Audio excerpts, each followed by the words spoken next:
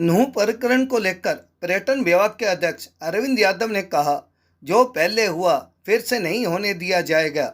ऐतिहासिक बाड़ावास गेट को लेकर अरविंद यादव ने अधिकारियों को दिए जांच के आदेश। ऐतिहासिक बाड़ावास गेट का इसी आकृति में किया जाएगा नवीनीकरण। हम आपको बता दें कि रेवाड़ी ऐतिहासिक बाड़ावास गेट का मलबा गिरने से एक बाइक सवार की मौत हो गई थी, जिस पर यह रास्ता बंद कर दिया गया था। अब लोगों की मांग है कि इस गेट का निर्माण इसे गिराकर फिर से करना चाहिए, ताकि ऐतिहासिक इमारत का रखरखाव करने के साथ बचाव भी किया जाए। पर्यटन विभाग के अध्यक्ष डॉक्टर अरविंद यादव आज ऐतिहासिक बाड़ावास गेट पहुंचे, जहां जाकर उन्होंने अधिकारियों को जांच के आदेश भी दिए। उन्होंने कहा कि इस गेट को गिराकर फिर से इसी आकृति में इसका नवीनीकरण किया जाएगा, ताकि इस ऐतिहासिक इमारत को संजोए रखा जाए। अरविंद यादव ने कहा कि शहर की ऐसी बाकी सभी ऐतिहासिक इमारतों की नगर परिषद अधिकारियों द्वारा जांच कराकर उनके जल्द ही नवीनीकरण किया जाए, ताकि ऐतिहासिक इमारत को सुरक्षित रखने के साथ साथ लोगों को भी सुरक्षित माहौल दिया जाए। उन्होंने नूह में फिर से यात्रा निकालने पर कहा कि जो पहले हुआ वह फिर से नहीं होने दिया जाएगा। सरकार इसको लेकर पूरी तरह से प्रतिबद्ध है और इसी यात्रा पर विराम लगाया गया है। फिर भी यात्रा निकलती है तो उस पर पूरी तरह से सुरक्षा चक्रवर्ती की जाएगी। सुधा यादव और इंद्रजीत के चुनाव लड़ने वाले सवाल पर उन्होंने कहा कि मैं भी प्रत्याशी हूं और मैं उन दोनों से सीनियर हूं, इसलिए मेरा भी अधिकार बनता है और चुनाव कौन लड़ेगा यह तो पार्लियामेंट्री बोर्ड निर्णय लेगा। रेवाड़ी से राजकुमार के साथ भानु शर्मा की रिपोर्ट। जिला उपायुक्त के भी संपर्क में था, हमारे जो डीएमसी उदय सिंह जी उनके संपर्क में भी था। कल भी मेरी 3-4 बार उपायुक्त महोदय से और डीएमसी से बात हुई। वो सारे रिकॉर्ड भी इसका निकलवाया, 300-400 साल पुराना रिकॉर्ड भी ढूंढवाया, उर्दू में था उसको इंग्लिश में भी करवाया।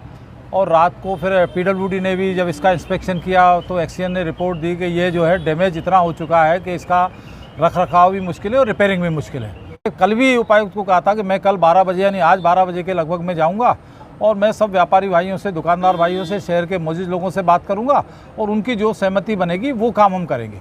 तो अभी आए थे, सब लोगों की सहमति ये बनी है कि इसका डिमोलिशन हो जाए, क्योंकि ये इसमें दरारें आ चुकी है और ये बड़ा हादसा फिर हो सकता है और इसी आकार में, इसी शेप में इसका पुनर्निर्माण हो जाए।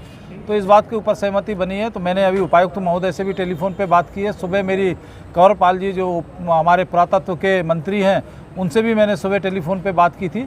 तो जो सब व्यापारी भाई और जो शहर के लोग चाहते हैं वही करेंगे। इसका पहले तो आज रात से लेके कल तक इसका डिमोलिशन का वो कर लेते हैं।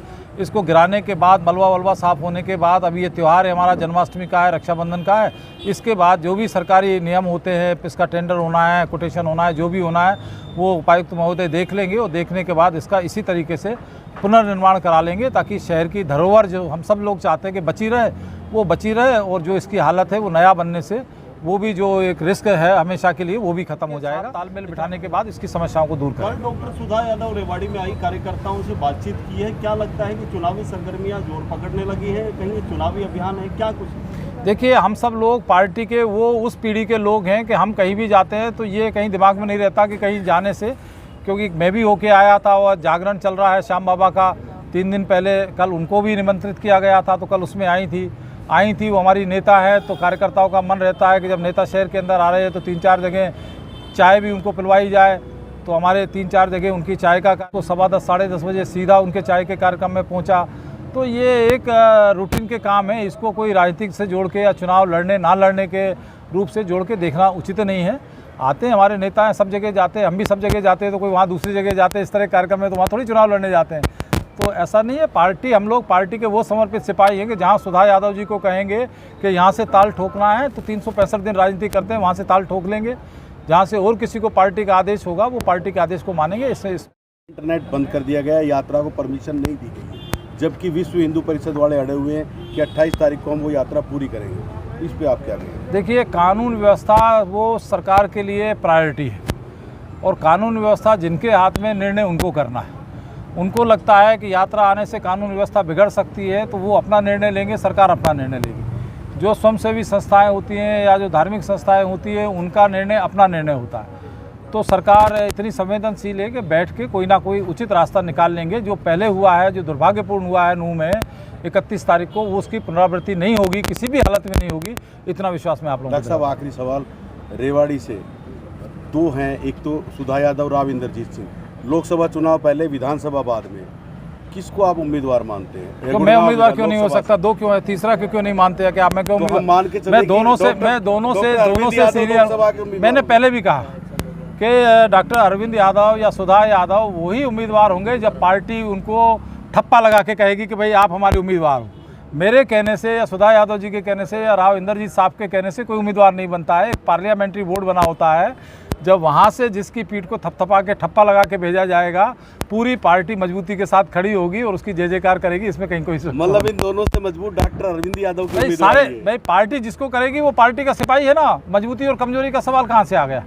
जिसको भी पार्टी तय करेगी कि किसको चुनाव लड़ाना है लोकसभा का, मेरे अलावा भी, हम तीनों के अलावा भी और सारे भी लोगों के मन के अंदर है, लेकिन पार्टी जो फैसला करेगी, जिसके के लिए करेगी, हम तीनों के अलावा भी करेगी, तो हम उसके साथ हैं सारे लोग। कहाँ दिक्कत की बात? रेवाड़ी सीट में तो एक अनार 100 बीमार जैसी नहीं, ये हर सीट पे रहता है। ये राजनीति के अंदर एक सीट पे 100 अनार रहते हैं, पहले भी रहे हैं। जब तक SST चलेगी, लोकतंत्र तब तक रहेंगे, कोई नई बात नहीं है।